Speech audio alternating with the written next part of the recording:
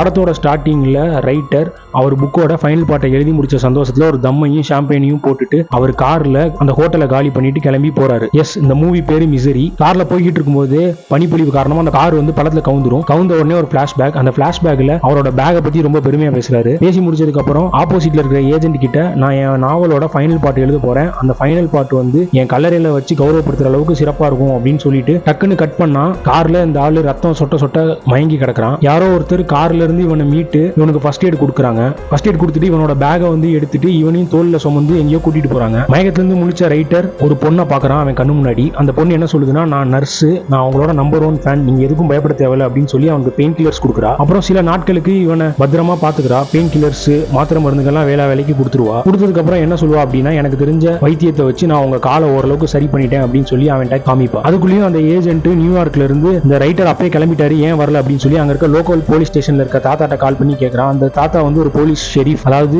அந்த ஊர் local police. அவர் என்ன சொல்றாரு அப்படின்னா, அந்த ரைட்டர் இங்க ஹோட்டல்ல தங்கி இருக்கிறது எனக்கு தெரியும், அவர் ஹோட்டல்ல நான் விசாரிச்சுட்டு உங்களுக்கு நான் கால் பண்றேன் அப்படின்னு சொல்றாரு. அந்த தாத்தாவும் அவரோட ஒய்ஃபுமே இந்த டிபார்ட்மெண்ட்ல ஒன்னா வேலை பார்ப்பாங்க. அதுக்கப்புறம் அந்த நர்ஸ் இவருக்கு ஷேவிங் எல்லாமே பண்ணி விட்டுட்டு இங்க பனிப்பொழிவு அதிகமா இருக்கு, டெலிபோன் லைன்ஸும் கம்மியா இருக்கு, வந்ததுக்கு அப்புறம் ஹாஸ்பிட்டல் போலாம் அப்படின்னு சொல்றா. சொன்னதுக்கு அப்புறம் உங்க பேக்ல நான் ஒரு பேப்பர்ஸ் பார்த்தேன், அதை எடுத்து நான் படிக்கல, நீங்க தப்பா நினைச்சுப்பீங்க சொல்லிட்டு அப்படின்னு அவர்கிட்ட சொல்றா. அவர் உடனே என்ன சொல்றாரு அப்படின்னா, அந்த புக் பேப்பர்ஸ் நான் பொதுவா யாருக்கும் படிக்க கொடுக்க மாட்டேன், அது என் ஃப்ரெண்ட்ஸா இருந்தா கொடுப்பேன், இல்ல என் ஏஜென்ட்டா இருந்தா கொடுப்பேன், என் பப்ளிஷரா இருந்தா கொடுப்பேன், இல்ல என்ன கார்ல இருந்து காப்பாற்றினவங்களுக்கும் கொடுப்பேன் அப்படின்னு சொன்னோன்னே அவ சர்ப்ரைஸ் ஆயிடுறா. பயங்கரமா சர்ப்ரைஸ் ஆயிட்டு அதை எடுத்து நான் படிக்கலாமா அப்படின்னு சொல்லிட்டு, உங்க சீரிஸ் எல்லாத்தையுமே நான் படிச்சுட்டேன் ஆல்ரெடி, நான் இப்ப இதை எடுத்து படிச்சுக்கிறேன் அப்படின்னு சொல்லிட்டு அந்த பேக ஆர்வமா ஒரு ரூமுக்கு எடுத்துட்டு போயிருவா. இந்த போலீஸ்காரன் அவர் தங்கியிருந்த ஹோட்டலுக்கு போயிட்டு அந்த ரிசப்ஷனிஸ்ட் கிட்ட விசாரிப்பான். அந்த ரிசப்ஷனிஸ்ட் என்ன சொல்லுவாருன்னா, இந்த ஆத்தர் அப்பயே கிளம்பி போயிட்டாரு, அவர் ரொம்ப நல்லவர், எங்களோட ரெகுலர் கஸ்டமர், புக் எழுதுறதா இருந்தா இங்க தான் வருவாரு, வந்துட்டு யாரையுமே எந்த தொந்தரவும் பண்ண மாட்டாரு, அவர் பாட்டுக்கு கிளம்பி போயிருவாரு அப்படின்னு சொல்லுவான். இதுக்கப்புறம் ஒரு சீன்ல அந்த ரைட்டருக்கு இந்த நர்ஸ் சூப் ஊட்டிக்கிட்டு இருப்பா. சூப் ஊட்டிக்கிட்டு இருக்கும்போது, நீங்க எழுதின பேப்பர்ஸ் எல்லாம் நான் படிச்சுக்கிட்டு இருந்தேன், பாதி தான் கம்ப்ளீட் பண்ணிருக்கிறேன், ஆனா அதுல ஒரு சீன்ல வந்து ஒரு நேர்மையே இல்ல நீங்க எழுதின கதையில அப்படின்னு